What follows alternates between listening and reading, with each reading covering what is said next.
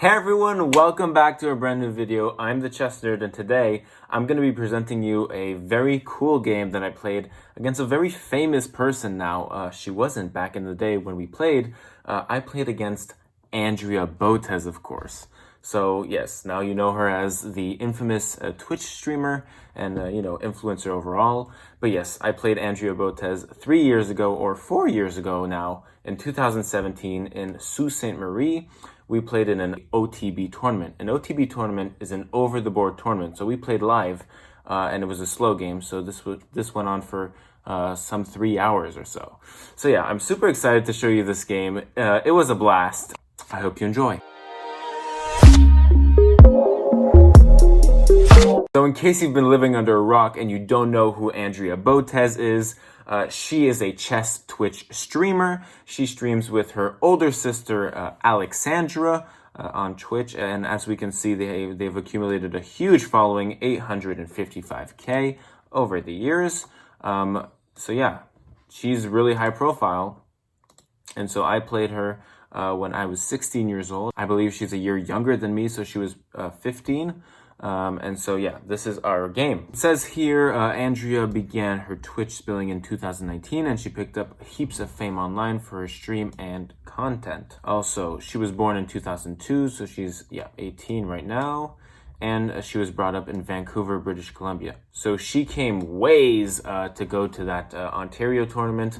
It's like a 5-hour plane ride. So on Instagram, she has 246,000 followers. That's a lot. And on Twitter, she has 57K. So very, very successful person and very talented person, obviously. So as I typically have to do in these types of games, I have to prove to you that I actually played Andrea BOTEZ, and here it is. So here we can see I played her in the Canadian Open, the U2200 section in Sault Ste. Marie, Canada. So Sault Ste. Marie is a small town in Ontario.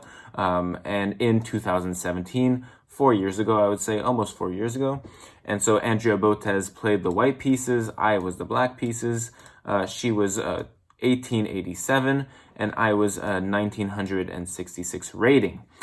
So pretty tight. I mean, there is a gap, but so I'm the top dog in the game. But she played a really good game. So let's see it. And finally, for the moment you've all been waiting for, this is the game. So again, a little reminder, Andrea BOTEZ is the white pieces and I'm the black pieces. And she starts off with d4. I go my usual d5, bishop f4. This usually means that she's going for a London system. So e3, c3, knight d2, knight f3, and bishop d3 are the usual moves she would naturally pursue given this bishop f4 clue. So I go with e6, e3, and now bishop d6, immediately confronting her bishop. And so after bishop g3, I pursue development, threatening to castle on my next move. So natural development here. So castles and bishop d3. And so now I push for c5. So I want to take up space with this move, potentially move c4 or even take on d4. So we'll see. And she goes c3. So this is a pretty typical London system once she completes development with knight d2 here. So b6, I want to put my bishop in a fianchetto on b7. So after knight bd2, I go bishop b7. And so here she castles. So finally, we have two sides that are almost completely developed, except for my knight here. And so we're going to be pursuing to the middle game after my move here. Oh, knight e4. Okay, so I don't even finish development here. Kind of embarrassing, but whatever. So knight e4, this is kind of an aggressive move to take up the center. So obviously, if knight takes, I can take back with my pawn, and this would be a fork on these two pieces. So she does nothing. She does a queen c2, adding pressure on my knight on e4, and she threatens to take it with the knight or bishop. And so I defend with f5, so very aggressive. The downfall of this kind of move here, and this is important for any kind of pawn structure knowledge, is that this e5 pawn is super weak. So this bishop and this knight and the d4 pawn contribute to controlling the square, which means this e6 pawn is very weak as well. So it's a delayed pawn. It's just backward pawn. So yeah, it's a bad pawn. So f5, pretty aggressive push. She decides to trade bishops, and now she goes knight e5. And so here it's a pretty symmetrical pawn structure. I mean, she threatens to do f4 here, and the pawn structures, once that happens, are going to be pretty equal.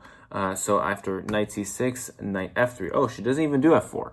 I'm surprised by it. So she solidifies her knight on e5, just like I did with my pawn on f5, but she doesn't create a weakness for herself, so her e3 pawn is still good. And so here, after knight f3, I go rook e8. So, just a little variation here. If I were to take here, this doesn't make very much sense for me because she solidifies a knight on e5 even more due to the fact that I can't attack it anymore. And so this rook e8 move permits me to keep this pressure on e5 while doing my own plan. So queen e2, just a really good move, I think, betting on this diagonal and, solidifying that pressure in that zone. So I play c4 to shut it down with a tempo on the bishop. So this is very nice by me. I actually like this move. Bishop c2 and now b5 to solidify c4. So I'm probably doing everything wrong, that is, with these pawns, because I'm putting them all on light squares. So this means that my dark squares are super weak, and they're just going to get weaker with time. So we're going to see this being a big default in my position. So knight takes c6, bishop takes c6, and now we can identify this as a bad bishop, this as a potentially good bishop, although now it doesn't look like it's doing much, and this knight is super good because it can go on e5. And so yeah, she continues to trade on e4, so bishop takes e4, d takes e4. Maybe I should have taken with the f-pawn. Thinking back, this would have opened the f-file for my rook and maybe launched an attack. So I don't know what I was thinking there. But I take with the d-pawn, and after knight e5, I go bishop d5. And so this bishop is horrible, acting like a pawn here, merely a chain of the defense. I do not like it at all. I should have taken with the f-pawn. And so Andrea pursues with a4, trying to open up the a-file. This is a really good resource. I have to close it up because simply I don't want her to open the file on me and then just, invade the seventh rank. This would be really bad for me. So I have to close it up with b4, and she responds with a5. So maybe an a6 plan, and going with rook a5 to invade here. Potential plan, I don't know. And so I go rook b8 to try to open my file as well. So once I take on c3, I can go rook b3 and start threatening things. So pretty interesting. Rook a4 and now rook fc8. This is a weird move. I think I should have just played takes on c3. And once she takes, I go with our usual plan, which we just said, rook b3, attacking this weakness c3 pawn. So it's all about attacking the weaknesses, creating them, and then attacking the weaknesses in your enemy's position. So after rook fc8 here, she plays queen d2, attacking my b4 pawn a third time. And so my pawn is only attacked twice, so I play rook b5. And so this is a weird move as well. So if she were to take this pawn with her c pawn, I think I plan to play rook cb8, and there's no way for her to defend this a third time. So that's pretty interesting, that maneuver. So rook b5 lets me, take fully control of this sphere of the board while attacking this a5 pawn. And she plays f3. Now, f3 is a very interesting move. She threatens to open up the f-file when my rooks are completely ventured on a totally opposite side of the board, contrarily to a few moves ago in which they were on f8 and e8. So very interesting move. And I think I took here, and so g takes f3. If she were to be able to push e4, now my bishop, I'm scared for my bishop, simply put. And I think she does just that in a few moves. So rook b8, rook a2, so I'm threatening to take and open up this devastating b-file with doubled rooks. So I take here finally, and I play rook b1. I like this move. It's not bad. Maybe rook b3 would have been a bit better. I don't want to trade rooks that are conquering a file completely. This is a bit of a mistake, I think. I think with slower play, but getting into her zone with small steps without trading pieces because I'm attacking, that would have been a better solution. So here I just trade rooks. I don't actually. So queen c2 and now rook b3. Okay, that's better. So I'm basically thinking as me 4 years ago. e4, so finally this move, and this crushes my bishop. My bishop was relying or betting on a nice h1 a8 diagonal, and that's just not gonna happen. So after takes, my bishop goes back to a8 and is a vulnerable piece. Luckily for me though, this pawn is unstable still. It's not like it's protected with an f3 pawn, but still, my bishop here is definitely not a piece that I want in this position. Rook f7. This is an aggressive move. It looks really good, although it doesn't do much. So this is a problem. Maybe it attacks my a7 pawn, but still she unlocks a bigger weakness in her position. So she's hurting right now because her rook is on a2, which was a previous mistake done. And so now this lets me conquer her first rank. So with a rook b1 check. And so king g2, and now you see the eval bar going a bit crazy. This is because in this position, there's only one move to justify that -4, almost 4 advantage for me. Let's see if you can find it.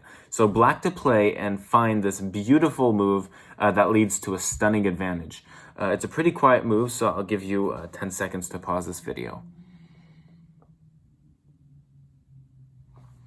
Okay, so I presume that you've tried to find it or found it, which is great if you did. I played queen d8. So simply redirecting a piece that has no future here to d8 to then threaten to go to g5. And this is very hard to block for white. So even though I'm just threatening to go on a square, white has trouble to defend this. They can't defend it with a rook. If queen d2, I simply take this free pawn on e4. And knight f3, I think I just win a rook. So that's what happens when you have a rook on f7. That's very dependent of a knight's protection. And so here, queen d2, and this leads to a free pawn. But it's not really a mistake. It's just like she didn't manage her position well, and obviously her king is vulnerable. So that leads to me having some good resources here and there. King g3, and now I play rook g1. This is devastating. Honestly, first giving me the first rank is not the best, even though I gave her my 7th rank. So we kind of traded some pieces there on each other's ranks. And now after king f4, so just a little information. If king f2, rook g2 check, and I would win this queen by skewer. And if king h3, during the game, I still remember this from 4 years ago, trust me, I was like, if she goes to h3, I do not know what would happen. So I literally had no move in mind for a win here in case she would go to h3. So what she did like really saved me some calculations. But later on, like just in this position, I calculate that bishop f5 basically draws a mating net and forces her to sacrifice her rook back on my bishop, leading me to gain the exchange up. So king h3 wouldn't have worked as well. She would have gone to play king f4. And here I played queen h4, of course, just, terrifying her king. And so if knight g4, I just take with the queen. And if king e3, which happened in the game, I play rook e1, and this is the mating net. So, she has to sack her queen. That's just bottom line. Everything is protected by me. And so this leads to an awesome mating net in which queen takes, and she pursues the game. Brave opponent. And so I take on c3 with check. And here, after queen takes c3 check, it's pretty much over, but, king takes my bishop, and now it's a knight and a rook for a queen. And here I play a very, very nice move that consolidates the position and targets the precisely right weakness. I play rook d8. Really, really good move. And here it's a very, very big pain to defend this d4 pawn. So simply put, she plays rook d7, to fend off my rook from attacking this d4 pawn, basically the key to her position. And here I simply trade, take off the cover of this d3 square, and now I play queen d3 check, winning this rook, forking the king and rook. And in this position, Andrea BOTEZ resigned against me. She was a very, very sweet girl when I met her. Pretty shy. I was also shy. But yeah, we had some cool instances in that game. And yeah, it was a very memorable and fun game. Please make sure to like the video if you did, and subscribe for more. Like, I'm only rolling these banger videos out. So yeah, stay tuned, and I'll keep them coming. I hope you enjoyed the video, and see you next time. Go sub to the chest nerd, there we have the channel.